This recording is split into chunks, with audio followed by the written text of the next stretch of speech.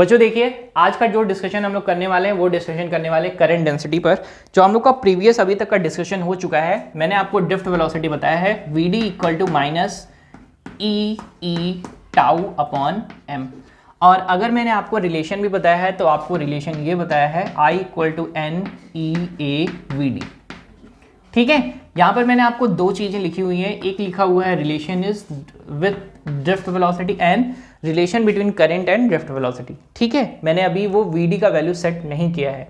यहाँ पर मैंने आपको बताया भी था, यहाँ पर ये नेगेटिव साइन रिप्रेजेंट ये कर रहा है कि जो भी वेलोसिटी ऑफ इलेक्ट्रॉन है यानी एवरेज वेलोसिटी ऑफ इलेक्ट्रॉन वो opposite to the electric field है। ठीक है, जिसकी वजह से हमको करंट भी कैसा मिलेगा, करंट भी अपोजिट ही मिलेगा। ठीक है, opposite to what, that is drift velocity. जिस वेलोसिटी से वो दूसरी तरफ जाएगा उसी की वेलोसिटी से हमको क्या मिलेगा, दैट इज करंट मिलने वाला है, और वो भी किस डायरेक्शन में, फॉरवर्ड डायरेक्शन में। चलिए यहां पर बात करने वाले हैं करंट डेंसिटी के बारे में। करंट डेंसिटी होता क्या है, it is a ratio of current to area, यानी it is a ratio of current per unit area.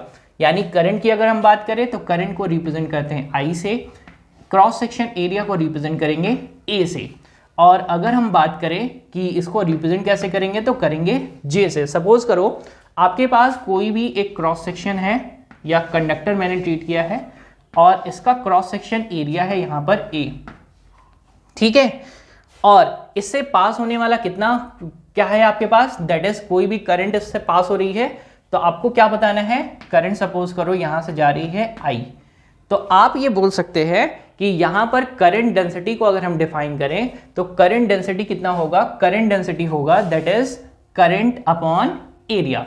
और अगर हम यहां पर करंट का वैल्यू पुट कर दें तो करंट का वैल्यू यहां से सेट हो जाएगा that is J equal to n e A v d upon क्या कर देंगे ए, और ए से ए कट जाएगा तो यहां से जे इक्वल टू आ जाएगा एन ई वी डी। ये आपके पास आ जाएगा करंट डेंसिटी। अगर हम यहां से करंट को डिफाइन करें तो करंट आपके पास कितना आ जाएगा, इलेक्ट्रिक करंट इक्वल टू होता है दैट इज इक्वल टू जे, जे क्या है करंट डेंसिटी डॉट ए क्या होता है क्रॉस सेक्शन एरिया, और दोनों के दोनों कैसे हैं बच्चों, वेक्टर्स। याद रखिएगा current density is vector quantity, current density कैसा क्वांटिटी है, वेक्टर क्वांटिटी। और क्रॉस सेक्शन एरिया जो हम लोग लेते हैं दैट इज एरिया का भी डायरेक्शन होता है, that is normal to the section. यानी अगर मैं इस एरिया को सेलेक्ट करूं तो इसके लिए क्या होगा, आउटवर्ड नॉर्मल इसका डायरेक्शन होगा। तो आपके पास क्या मिल जाता है, यहां से मिल जाता है I equal to J dot A. अगर सपोज करो यहां पर तो दोनों के बीच का यानी एरिया और करंट के बीच का एंगल कितना है, वो है 0 डिग्री, तो यहां पर आपके पास कितना मिल जाएगा, आई इक्वल टू जे इंटू ए। लेकिन अगर मैं सपोज करूं कि यहां पर कोई भी सेक्शन कुछ ऐसा है, वायर का क्रॉस सेक्शन, और ये है डायरेक्शन ऑफ करंट, और एरिया का डायरेक्शन कैसा है, एरिया दैट इज नॉर्मल, इस सेक्शन की कैसा रहेगा, नॉर्मल, और वो बना रहा है इससे कितना एंगल, थीटा, और ये क्या है आपके पास, दैट इज ए। तो अगर मुझे डिफाइन करना हो कि कैसे मैं डिफाइन करूंगा करंट को, तो करंट को यहां से डिफाइन कर सकते हैं I equal to J A cos theta से। ठीक है, तो आपको मैंने इस लेक्चर में, इस लेसन में करंट डेंसिटी के बारे में बताया। करंट डेंसिटी को हम लोग बोलते हैं it is a ratio of current to the area, current upon area. अगर मैं डिफाइन करना चाहूं कि कितना आएगा तो J इक्वल टू लिखते हैं n e A v d upon A, जहां से हमको मिल जाता है that is n e v d. अगर हम यहां से डिफाइन करें that is I equal to हो जाता है J डॉट ए, क्योंकि करंट डेंसिटी कैसा क्वांटिटी होता है, वेक्टर क्वांटिटी होता है, एरिया कैसा है, वेक्टर है, तो दोनों का कैसा प्रोडक्ट रहेगा, डॉट प्रोडक्ट रहेगा, और अगर वो किसी एंगल पर रहेगा तो आपको मिलता है that is J A cos theta. ठीक है, कोई गड़बड़ तो नहीं करेंगे, पक्का। एक छोटी सी चीज याद रखेंगे, यहां पर हम लोग कंटिन्यूटी इक्वेशन यूज कर सकते हैं। कंटिन्यूटी इक्वेशन यूज क्या कर सकते हैं, अगर सपोज करो कि आपके पास कोई मैंने वायर सेलेक्ट किया है, क्या सेलेक्ट किया है बच्चों, वायर, और वायर है कुछ ऐसा, ठीक है, इसका क्रॉस सेक्शन एरिया है A1, इसका क्रॉस सेक्शन एरिया है a2। तो याद रखिएगा यहां पर अगर सपोज करो ड्रिफ्ट वेलोसिटी है vd, ठीक है, यहां पर ड्रिफ्ट वेलोसिटी कितना है vd1 कर देता हूं, vd2 कर देता हूं यहां पर, और यहां पर है वेलोसिटी vd1। तो आपको ये याद रखना हमेशा कि ये किस तरीके से फॉलो होगा। यहां पर देखो ना, यहां पर क्रॉस सेक्शन एरिया कम है तो यहां पर ड्रिफ्ट वेलोसिटी ज्यादा होगी, यहां पर क्रॉस सेक्शन एरिया ज्यादा है तो यहां पर ड्रिफ्ट वेलोसिटी कम होगी। ठीक, तो यहां से रिलेशन आप दे सकते हैं a1 कैसा है, बड़ा है, किससे बड़ा है, a2 से। तो यहां पर ये vd1 क्या होगा, vd1 छोटा होगा, किससे छोटा होगा, vd2 से। ये रिलेशन आप याद रखेंगे, ठीक है। बाकी आप हर जगह पर करंट डेंसिटी को यूज करेंगे, यहां पर आप यूज करेंगे करंट डेंसिटी, यहां पर देखो कितना है और यहां पर कितना है। मेरा सवाल आपसे रहेगा कि आप मुझे ये जरूर से बताएंगे कि यहां पर डेंसिटी ज्यादा है, करंट डेंसिटी ज्यादा है कि यहां पर करंट डेंसिटी ज्यादा है, ठीक है। हालांकि इस रिलेशन से आप जस्टिफाई कर सकते हैं, कौन से रिलेशन से, that is current density equal to I upon A। Current density equal to हम लोगों ने क्या लिखा था, J equal to I upon A। यानी आप यहां पर ये बता सकते हैं अगर J बढ़ेगा या घटेगा किस बेसिस पर, A के बेसिस पर। यानी अगर क्रॉस सेक्शन एरिया बढ़ा तो करंट डेंसिटी कम, और करंट अगर क्रॉस सेक्शन एरिया छोटा तो डेंसिटी कैसी रहेगी, कैसी रहेगी बच्चों, ज्यादा रहेगी।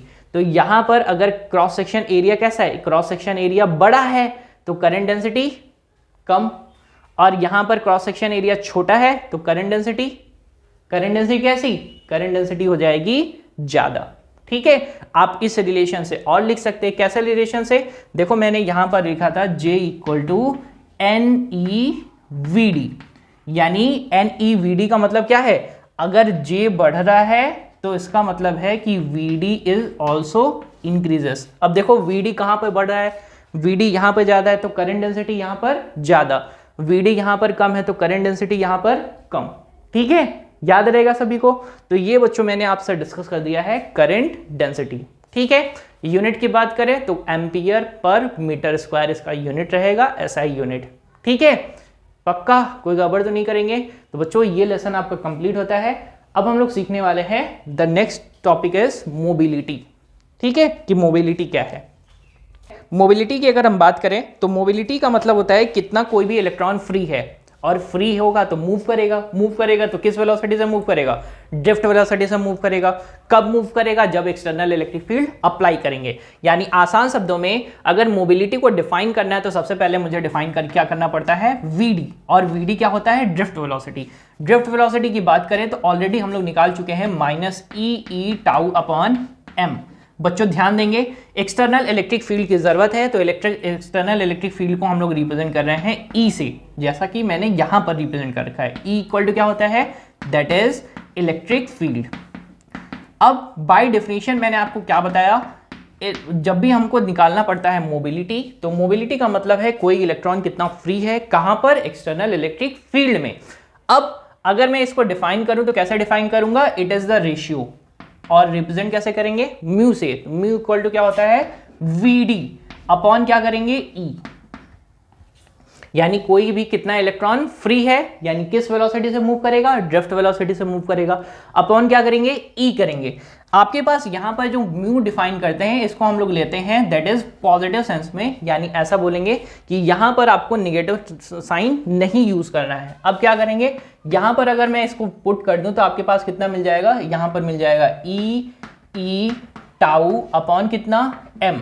और यहां से अगर मैं सेट कर दूं इसको तो, और आपके पास क्या है यहां पर E से E कट जाएगा तो बचेगा क्या आपके पास, E टाउ अपॉन M, ठीक है। ये आपके पास क्या आ जाएगा, relation, that is mu equal to E tau upon कितना, M। ये आ जाएगा मोबिलिटी। अगर हम इसके यूनिट की बात करें तो यूनिट होता है मोबिलिटी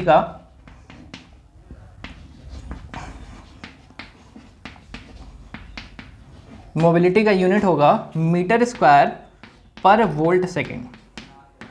याद रखिएगा बच्चों, ये पूछ लिया जाता है अक्सर आपके एग्जाम में कि मोबिलिटी का यूनिट क्या होता है, ठीक है। छोटा सा टॉपिक था, मैंने आपको बहुत क्लैरिटी के साथ बताया। कि मोबिलिटी का मतलब है होता है कि इलेक्ट्रॉन कितना फ्री है, कहाँ पर, इलेक्ट्रिक फील्ड में। इसको हम लोग डिफाइन करते हैं, it is the ratio of drift velocity to electric field, external electric field, जहाँ पर वीडी क्या है, ड्रिफ्ट वेलोसिटी। और ये जो हम लोग लेते हैं ड्रिफ्ट वेलोसिटी, वो कैसा लेते हैं, उसका मॉड लेते हैं, यानी उसका लेते हैं सिर्फ और सिर्फ मैग्नीट्यूड, और इलेक्ट्रिक फील्ड से डिवाइड करेंगे तो आपके पास क्या आ जाएगा, that is e tau upon m. अगर इसके यूनिट की बात करें तो यूनिट होता है आपके पास मीटर स्क्वायर पर वोल्ट सेकंड। कौन सा यूनिट है ये यूनिट है एसआई यूनिट। ठीक है बच्चों, पक्का? तो मैं उम्मीद करता हूं कि आपको मोबिलिटी बहुत अच्छे तरीके से समझ में आया। ठीक है, छोटा सा टॉपिक था, हम लोगों ने आसान तरीके से क्लियर कर लिया।